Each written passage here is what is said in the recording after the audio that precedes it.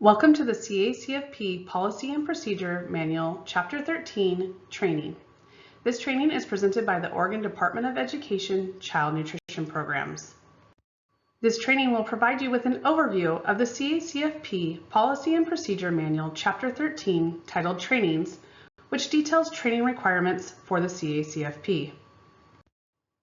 The objectives for this training are for sponsors to understand the following learning objectives: training requirements for CACFP compliance, annual staff training requirements including training requirements for new staff, what training documentation is required to be maintained, and identifying training topics that sponsor staff are required to be trained on based on a sponsor's specific operation and staff positions.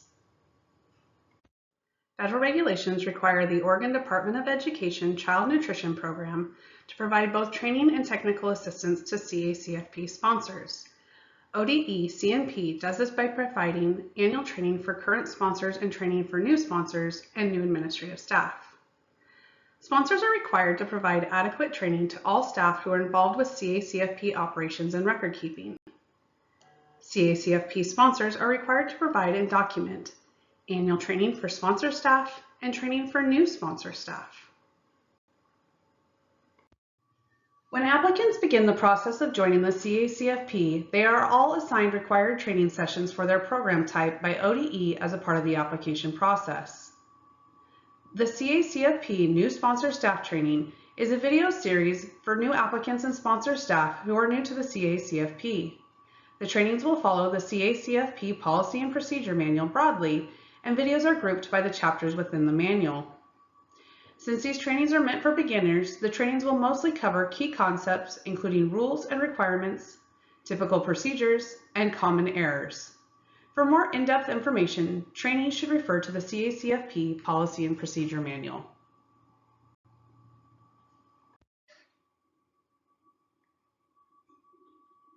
Each year, the person or persons who are to administer or oversee the CACFP are required to participate in the ODE CNP sponsored CACFP annual training.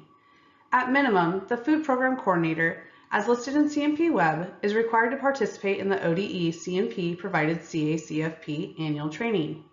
Additional responsible principals may also be assigned and required to complete annual trainings as needed. Annual training that is assigned by ODE CNP is specific to the individuals listed in CNP Web as responsible principal contacts and must be completed by that individual.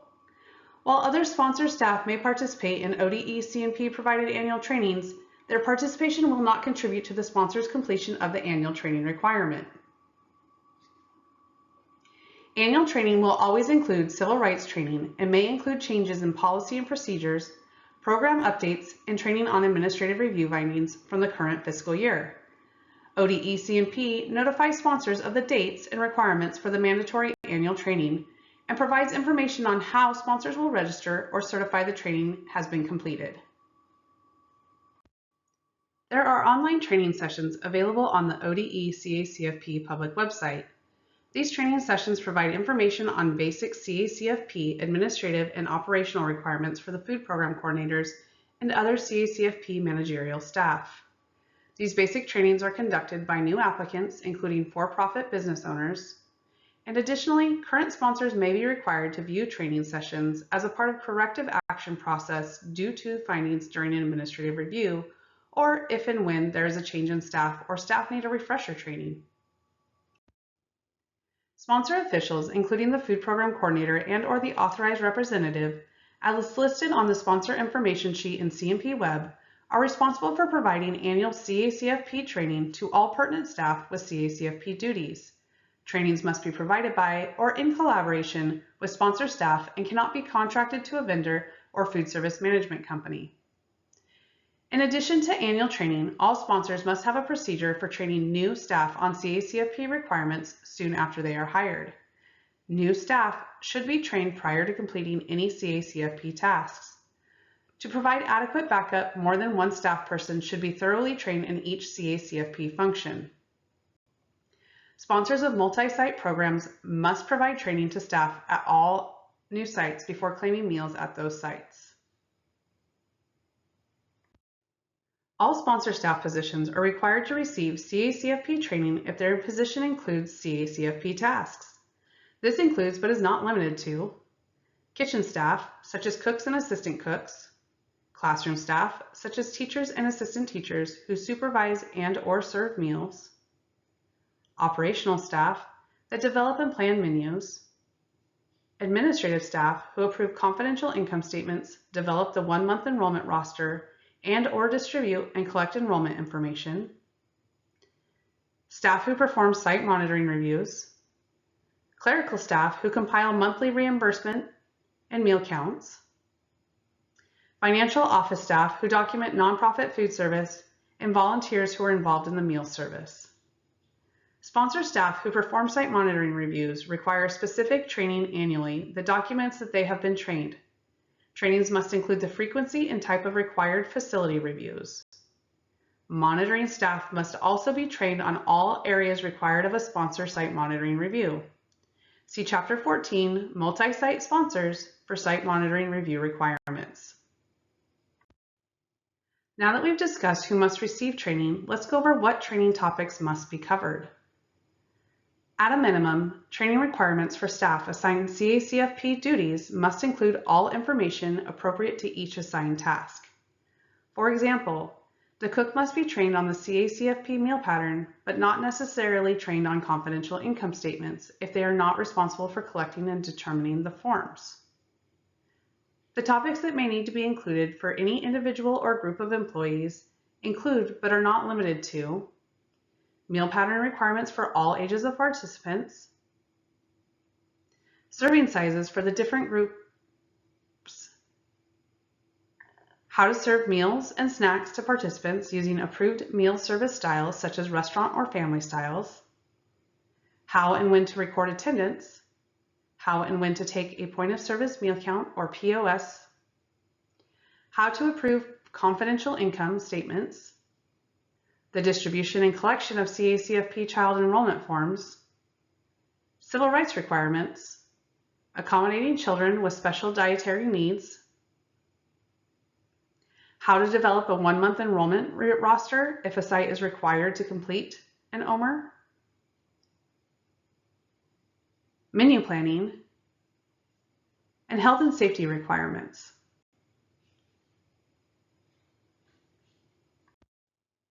Additional trainings may be required depending on a sponsor's program type. For example, if a program serves infants, the following additional training topics should be covered.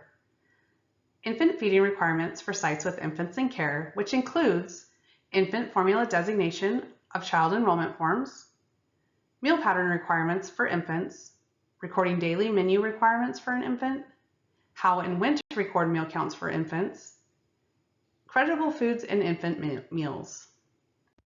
Now, let's move on to how sponsored training must be documented. All training provided by sponsors to their staff on CACFP topics must be documented with the following information: the date, to include month, day, and year, the start and end time of the training, the location where the training took place, the name of the trainer or trainers. For trainings conducted virtually, name of the staff who developed the training content, the topics covered in the session, the names, positions, and signatures of staff in attendance. For staff attending virtually, e-signatures, email certifications, or webinar attendance logs may be collected.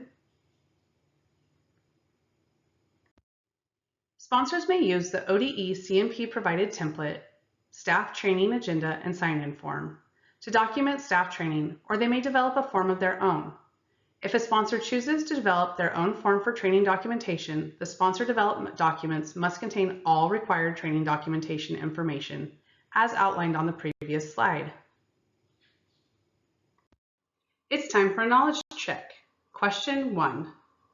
True or false? Sponsors are only required to train staff on CACFP duties when hired. The correct answer is false. Sponsors must continue to be trained on CACFP responsibilities a minimum of once annually each fiscal year. Question number 2. True or false? Only food program coordinators are required to participate in ODE annual trainings. The correct answer is false. ODE assigns annual CACFP trainings to other responsible principals as necessary, depending on the topic. Question 3. This is a multiple choice question. Which of the following information is required when documenting staff training? A. Full date, month, day, and year. B. Participant name. C. Trainer name. D. Participant staff position, title. Or E. All of the above. The correct answer is E. All of the above. When documenting staff training, the training documentation must include full date, participant name, trainer name, and participant staff position title. Let's review. In this session, we discussed all the training requirements for CACFP compliance, including requirements for ODE C&P annual training for both organizations applying to be sponsors and current sponsor staff, sponsors required annual and new hire staff training requirements, minimum training topics required to cover during staff training sessions, and training document requirements. If you have questions regarding training requirements, where to locate trainings, training topics, or training documentation templates, please refer to the ODE C&P website. If there are any questions regarding training requirements, where to locate trainings, training topics, or training documentation templates, please refer to ODE C&P CACFP Training Center webpage or contact your assigned child nutrition specialist. ODE supports equity and excellence for every learner. This institution is an equal opportunity provider. Thank you for taking this training. If you have any additional questions, please contact your child nutrition specialist.